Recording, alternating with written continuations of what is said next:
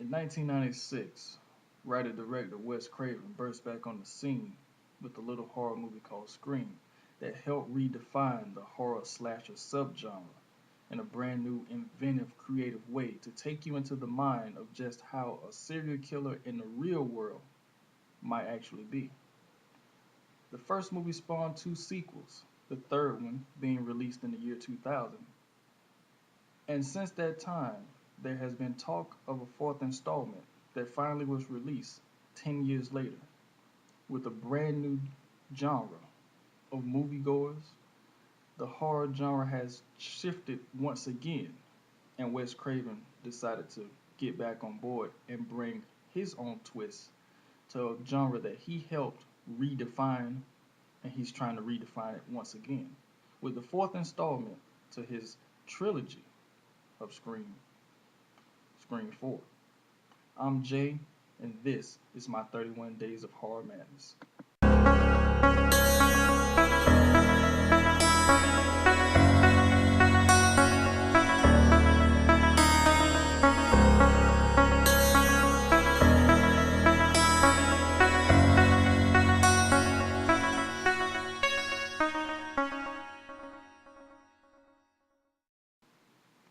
Wes Craven comes back with the fourth entry into the Scream franchise, along bringing back David Arquette, Courtney Cox, Neve Campbell this time, but also bringing some new faces along with them. Emma Roberts, Hayden Panettiere, Roy Culkin, Macaulay Culkin's youngest brother, and a few other young faces as well. Now, this one picks up exactly 10 years after the third installment, where Sidney Prescott has come back to her hometown of Woodsboro, and she's written a book herself, kind of a self-help type book.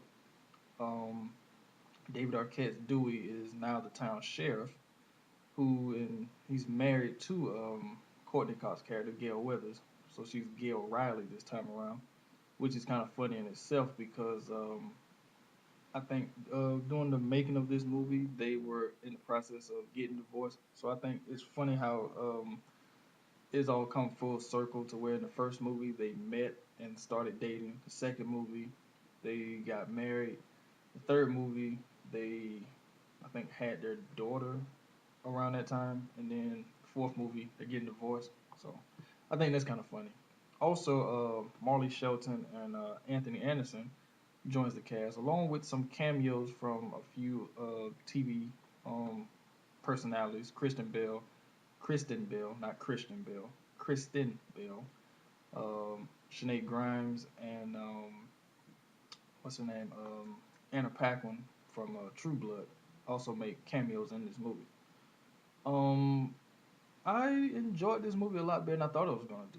I thought I was. Um, I wasn't really expecting it to be as good as the first one, which since I've seen all four now, I kind of rank Scream 4 up. I'd say number two, possibly after the first one. Because part two is kind of it's good, but at the same time, my favorite character in the movie, played by Jamie Kennedy, Randy gets killed, which I kind of saw myself as that kind of character in a way. I mean, I am a movie geek, so I kind of see myself a little bit in him when I watched the first two movies. So it was kind of sad that Randy got killed in the second one. So that's one reason why I don't really like that movie. I mean, I like it, but that's the thing that kind of pisses me off about it. You kill off the character who pretty much knows everything that's going on. Which, in a way, I think that was kind of smart to do because you didn't. If you don't have that character in the franchise anymore, there's no one really there to help you, like that or whatever. But I mean, it is what it is.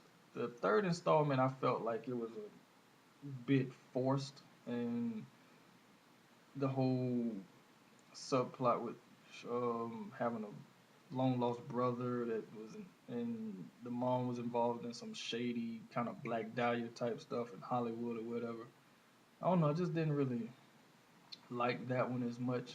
So, but part four, I thought it was I really enjoyed the opening scene, which all of these Scream movies have.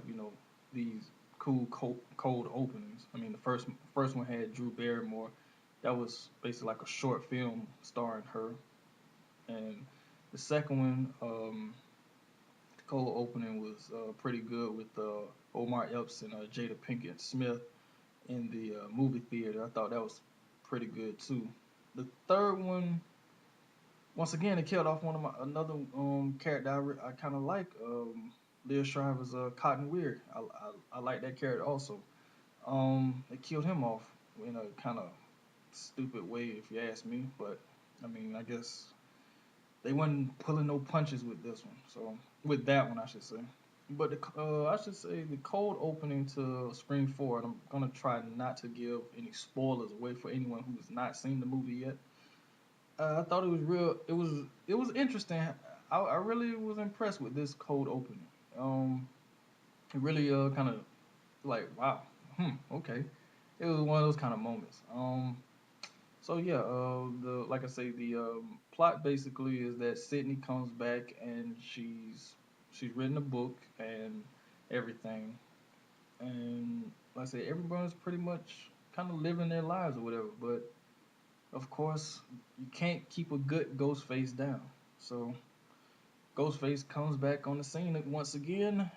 Um, there's a new twist to this one because the high school kids in this movie kind of are the forefront. So it's like a mix of the older genre with the newer genre, which is kind of hinted at throughout the whole movie, which I like. Is kind of it was a little bit of a passing of the torch, if you will, in some scenes with how they did certain things. Um, I think Emma Roberts did a good job playing her part as she took on the Sydney role, if you will. Um, my favorite character in the movie this time around. Like I said, I'm not really going to talk about the three main characters because there's three movies before that kind of set them in stone. But well, actually, I will talk about Dewey in a minute. But anyway, like I say, Emma Roberts did a good job with her role, and Hayden Panettiere, I think, did a good job as the friend. She kind of was like Rose McGowan's character from the first movie, just a little bit more. I want to say a little bit more. I mean, she was like that character, but 2.0 in a way because it's a new generation of those characters. But everybody, all the younger kids in the movie, kind of fit a formula of the original cast. Excuse me, in some way, form, or fashion. Um, but anyway, like I was gonna say about Dewey. Now, okay, he was stabbed in part one in the back. That gave him some kind of damage, tendon or whatever, nerve damage or something. So he had a limp in the second one. He had the same limp in the third one. But he didn't have a limp or anything wasn't wrong with him in this one. So I was like, okay, well, where'd that go? I mean, did he have there was some kind of nerve, he had some surgery that fixed him or whatever. Um, so that whole thing kind of threw me off.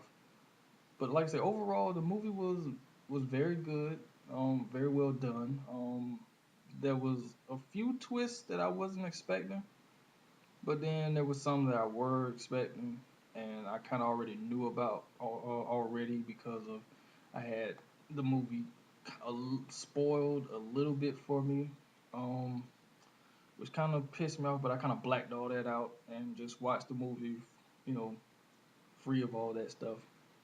But from what I hear, there is going to be they plan on making a part 5 because 4 was supposed to be like the beginning of a new trilogy or whatever of the you know 3 trilogy of the movie and everything like that. So I mean, Wes Craven, he's still good at making certain movies. I mean, I haven't seen My Soul to Take or anything like that, so I don't know how good that one was. But as far as the Scream movies, I think it's a good franchise that we don't mind more sequels coming from if long as Wes Craven is involved and he's still, thinking up good ideas about how doing stuff.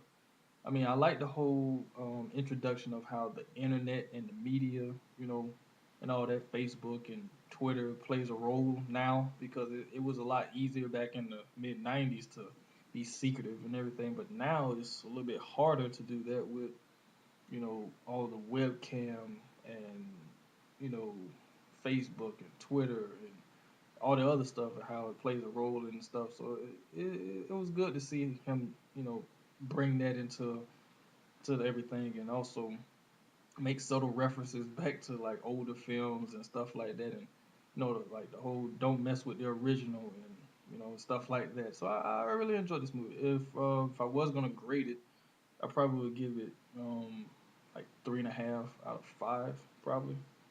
Like I said, it's the second best of the four in my opinion. The first Scream is still number one with me.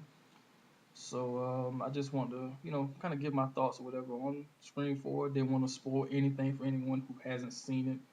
I really don't like doing that, especially with movies that are freshly new or whatever. I mean, sometimes with certain movies that's been years and years, that's been out for years and years and stuff like that. I mean, if you call yourself a true horror fan or even a movie fan, you should have seen some of those movies. So those I don't really mind spoiling so much. But anything that's kind of fairly new, I try not to spoil so much for anyone. So, yeah. So, if you haven't seen Scream 4 and you're a fan of the Scream franchise, I highly recommend seeing this entry and everything. And like I said, I just wanted to give my thoughts real quick because you know it is the month of October and my 31 days of horror that I'm going through. So I'm watching pretty much all types of horror movies. I actually have another review that I need to do, so I'll probably do that later because I'm kind of watching some football games too. So, and I'm kind of going on a little bit too long here anyway, but I say Scream 4, check it out. I'll see you guys next time. Peace.